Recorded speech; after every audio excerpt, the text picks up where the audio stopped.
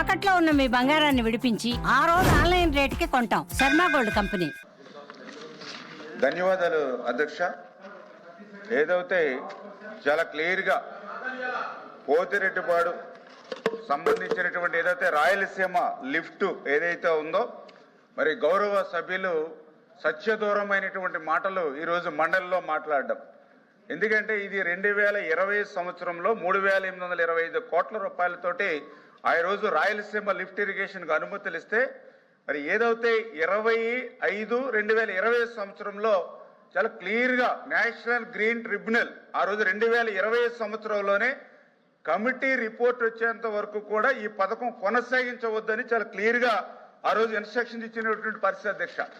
ఇదంతా కూడా ఊరికే డాక్యుమెంట్ ఎవిడెన్స్ తోటి చాలా క్లియర్గా ఈ యొక్క 25/5/2020 సంవత్సరంలోనే ఈ యొక్క కమిటీ నివేదిక వచ్చేంత వరకు కొనసాగించవద్దని. అంటే 2020లో జగన్మోహన్ రెడ్డి ముఖ్యమంత్రిగా ఉన్నాడా లేకపోతే చంద్రబాబు నాయుడు గారు ముఖ్యమంత్రిగా ఉన్నాడా అనేటువంటి విషయం కూడా ఈరోజు గౌరవ సభ్యులకు తెలియకపోవడం చాలా దురదృష్టకరమైనటువంటి పరిస్థితి అధ్యక్ష. ఏదైతే చాలా తర్వాత క్లియర్గా మనం ఏదైతే 29/10/2020 సంవత్సరం అధ్యక్ష, ఏదైతే ఈ యొక్క కమిటీ రిపోర్ట్ కూడా చాలా క్లియర్గా ఇచ్చారు అధ్యక్ష. 2020 సంవత్సరం సెప్టెంబర్ నెలలో ఈ యొక్క ఈసీ అనుమతి లేకుండా ప్రాజెక్టు పనులు చేపట్టొద్దు అని చెప్పి స్టే ఆర్డర్ కమిటీ రిపోర్టు ద్వారా 29/10/2020 అధ్యక్ష. ఇది ఎన్జిటి ఇచ్చినటువంటి ఏదైతే స్టే ఆర్డర్ సంబంధించిన కాపీ అధ్యక్ష. అంటే 2020 సెప్టెంబర్లో ఈ యొక్క స్టే ఆర్డర్ ఇచ్చే సమయానికి జగన్మోహన్ రెడ్డి ముఖ్యమంత్రిగా ఉన్నాడా చంద్రబాబు నాయుడు గారు ముఖ్యమంత్రిగా ఉన్నాడో ఇవాళ సమాధానం చెప్పవలసినటువంటి అవసరం ఉంది అధ్యక్ష. అదేవిధంగా ఏదైతే 7/7/2021 అంటే ఏదైతే డిపిఆర్కు సంబంధించి సర్వేకు సంబంధించి నేషనల్ గ్రీన్ ట్రిబ్యునల్ ఇచ్చినటువంటి ఉత్తర్వులకు విరుద్ధంగా పనులు చేస్తున్నారని చెప్పి ఆ రోజు 7/7/2021లో అన్ని పనులు నిలిపేయమని చెప్పేసి మళ్ళీ ఇంకొకసారి ఎన్జిటి ఉత్తర్వులు ఇచ్చినటువంటి పరిస్థితి అధ్యక్ష. అంటే ఈ రకంగా ఎన్జిటి చాలా క్లియర్గా 2020 సంవత్సరంలో ఈ పథకాన్ని నిలిపేసి జగన్మోహన్ రెడ్డి గారు ముఖ్యమంత్రిగా ఉండగానే ఆదేశాలు ఇస్తే మరి నిమ్మకు నీరెత్తినట్లు 5 సంవత్సరాలు వీళ్ళు నిద్రపోయినటువంటి పరిస్థితి అధ్యక్ష. నెంబర్ 1. రెండవది, ఈరోజు వీళ్ళ యొక్క అసత్యాలకి అబద్ధాలకి ఏదైతే సత్యదూరమైనటువంటి మాటలకి ఈవేళ ఎంత చూడండి సార్, ఇది 11/8/2023 ఏదైతే ఆ రోజు ఉన్నటువంటి గవర్నమెంట్ 11/8/2023లోకి జీవో ఇచ్చింది అధ్యక్ష. GO number 364. ఈ జీవోలో చాలా క్లియర్గా ఆ రోజు ఉన్నటువంటి గవర్నమెంట్ ఈ యొక్క రాయలసీమ ఎత్తిపోతల పథకం అనేది సాగునీరు కోసం కాదు, కేవలం డ్రింకింగ్ వాటర్ త్రాగునీరు కోసమే అని చెప్పి ఆ రోజు జీవో ఇచ్చినటువంటి పరిస్థితి. ఆ రోజు ఉన్నటువంటి ఏదైతే ఈ యొక్క సెక్రటరీ గారు కూడా అఫిడవిట్ కూడా డ్రింకింగ్ వాటర్ నిమిత్తం అని చెప్పేసి అఫిడవిట్ కూడా దాఖలు చేసినటువంటి పరిస్థితి అధ్యక్ష. అంటే వీళ్ళ ప్రభుత్వంలోనే జగన్మోహన్ రెడ్డి గారు ముఖ్యమంత్రిగా ఉండగానే ఇది సాగునీరు కాదు త్రాగునీరు అని చెప్పి జీవో ఇచ్చారు. అఫిడవిట్ లో కూడా స్వయంగా ఆ రోజు ఉన్నటువంటి సెక్రటరీ గారు కూడా మీరు అఫిడవిట్ ఇచ్చినటువంటి పరిస్థితి అధ్యక్ష. మరి అదేవిధంగా ఏదైతే 22/3/2024 అధ్యక్ష, మరి చాలా క్లియర్గా ఏదైతే ఎన్జిటి ఉత్తర్వుల్ని కాదని వీళ్ళు డిపిఆర్ నెపం పెట్టి కొన్ని పనులు ఏవైతే చేశారో దాని మీద 2.65 కోట్లు జరిమానా కూడా ఈ యొక్క ప్రాజెక్టు మీద ఆ రోజునటువంటి ప్రభుత్వం మరి ఏదైతే ఎన్జిటి విధించినటువంటి పరిస్థితి అధ్యక్ష. అంటే ఇంత క్లియర్గా ఏదైతే 2020లోనే దీన్ని నిలిపేయమని చెప్పడం, ఏదైతే ఈ యొక్క నిలిపేసిన తర్వాత కూడా డిపిఆర్ అని చెప్పి త్రాగునీరు పేరు చెప్పి పనులు చేశారని చెప్పి దాని మీద కూడా 2.65 కోట్లు జరిమానా కూడా ఆ రోజు ఉన్నటువంటి ప్రభుత్వం మీద విధించినటువంటి పరిస్థితి అధ్యక్ష. అంటే ఈ రకంగా 2020లోనే యొక్క ప్రాజెక్టు పనులు నిలిచిపోతే మరి ఈ రోజు మరి చంద్రబాబు నాయుడు గారిని ఎట్లా మాట్లాడతారు అధ్యక్ష వీళ్ళు మాట్లాడేటువంటి మాటలు. అదేవిధంగా ఈ మొన్న ఏదైతే 1/7/2024లో ఎన్జిటి కూడా ఎటువంటి పనులు చేయడం లేదని ఫొటోస్ కూడా అఫిడవిట్ చేయమన్నారు. ఇంకా దురదృష్టం ఏంటంటే ఎన్జిటి మొన్న చాలా క్లియర్గా లేటెస్ట్గా ఇచ్చినటువంటి రిపోర్ట్స్లో కూడా ఏదైతే ఈఏసీ అనుమతులు లేకుండా ఎన్విరాన్మెంట్ క్లియరెన్స్ అనుమతులు లేకుండా ఏదైతే డిపిఆర్ నెపని చెప్పి ఏదైతే పనులు చేశారో అవన్నీ కూడా పూర్వపు స్థితికి తీసుకురమ్మని సార్. దీనికి ఎవరు బాధ్యత వహిస్తారు అధ్యక్ష?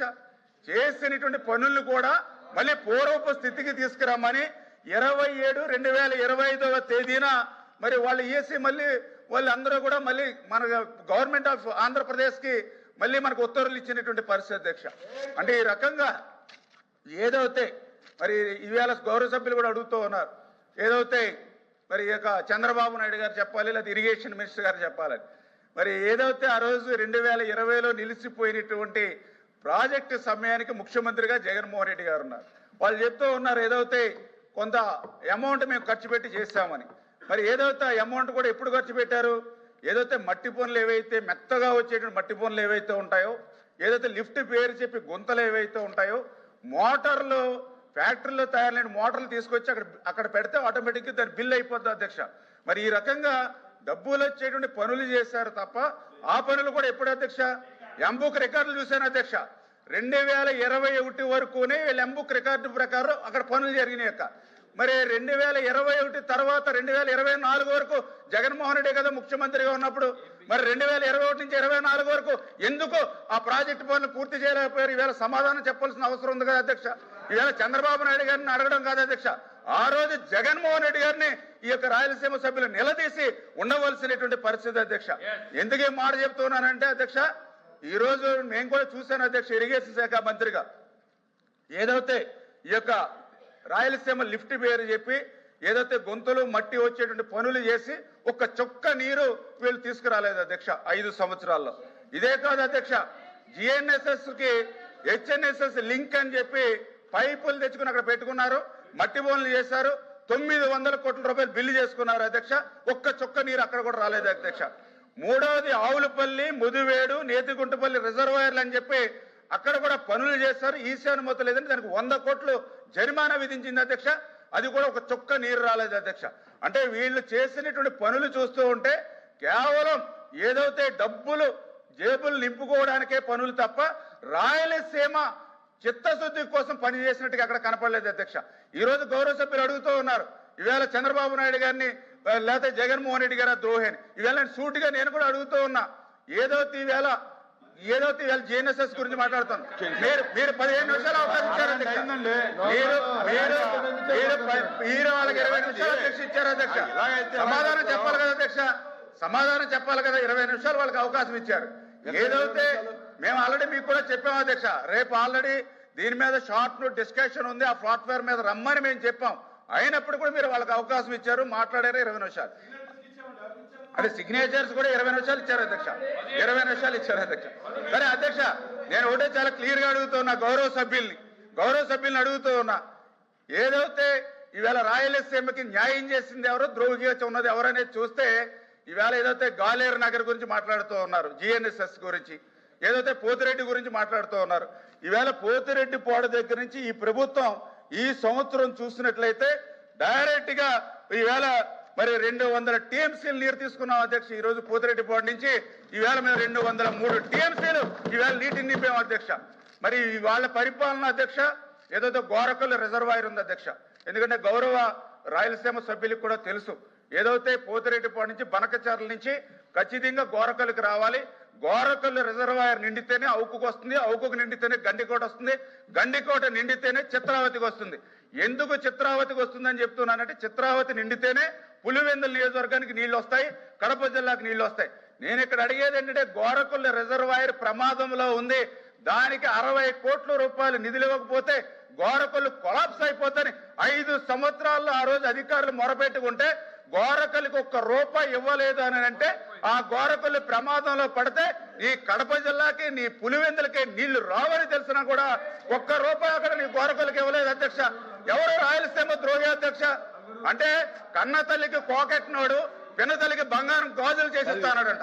అట్లా ఉంది రాయలసీమకు సంబంధించినటువంటి ద్రోహి అధ్యక్ష. ఈ రోజు గౌరవ సభ్యులు సమాధానం చెప్పాలి అధ్యక్ష. వీళ్ళ అందరినివా ఉంది అధ్యక్ష, అందరినివా ఆ రోజు 5 సంవత్సరాల్లో ఎక్కడైనా ఒక తట్ట మట్టి పని చేశారు అధ్యక్ష, 1 అరబస్తా సిమెంట్ పని చేశారు అధ్యక్ష, 1 రూపాయి ఖర్చు పెట్టారు అధ్యక్ష. ఆఖరికి మోటార్ల బిల్లులు కూడా కట్టకుండా ఎక్కొట్టిపోయారు అధ్యక్ష. కానీ ఈ ప్రభుత్వ అధికారంలోకి వచ్చిన తర్వాత 5 సంవత్సరాల్లో వాళ్ళు చేయలేనిటువంటి పనిని 1 సంవత్సరంలోనే చేసి చూపించాం అధ్యక్ష. 3850 కోట్ల రూపాయలు ఖర్చు పెట్టి 728 కిలోమీటర్ వరకు కృష్ణా జలాలు తీసుకెళ్లాం అధ్యక్ష. అది రాయలసీమ పట్ల చంద్రబాబు నాయుడు గారికి ఉన్నటువంటి చిత్తశుద్ధికి నిదర్శనం అధ్యక్ష. జగన్మోహన్ రెడ్డి 5 సంవత్సరాల్లో అందరి నివాకి ఒక్క చుక్క నీరు అదనంగా ఎందుకు తీసుకురాలేదు అధ్యక్ష? ఇలాగే రాయలసీమ బిడ్డ అని చెప్పుకోవడం కాదు అధ్యక్ష. రాయలసీమకి హెచ్ఎన్ఎస్ఎస్ కి ఎందుకు ఏం చేయలేకపోయాడు? ఎందుకంటే రాయలసీమ హెచ్ఎన్ఎస్ఎస్ అంటే కర్నూలు జిల్లా అధ్యక్ష, అనంతపురం జిల్లా అధ్యక్ష, సత్యసాయి జిల్లా అధ్యక్ష, చిత్తూరు జిల్లా అధ్యక్ష, ఇవన్నీ రాయలసీమ జిల్లాలు కాదు అధ్యక్ష. రాయలసీమ జిల్లాలకు హెచ్ఎన్ఎస్ఎస్ ద్వారా ఒక్క చుక్క నీరు ఎందుకు ఇవ్వలేకపోయారో ఈవేళ జగన్మోహన్ రెడ్డి ఈవేళ సమాధానం చెప్పాలి అధ్యక్ష. ఏదైతే ఈవేళ జిఎన్ఎస్ఎస్ కు సంబంధించి పనులు ఏవైతే ఉన్నాయో వాటన్నిటి మీద కూడా ఈవేళ జగన్మోహన్ రెడ్డి క్షమాపణ చెప్పాలి అధ్యక్ష.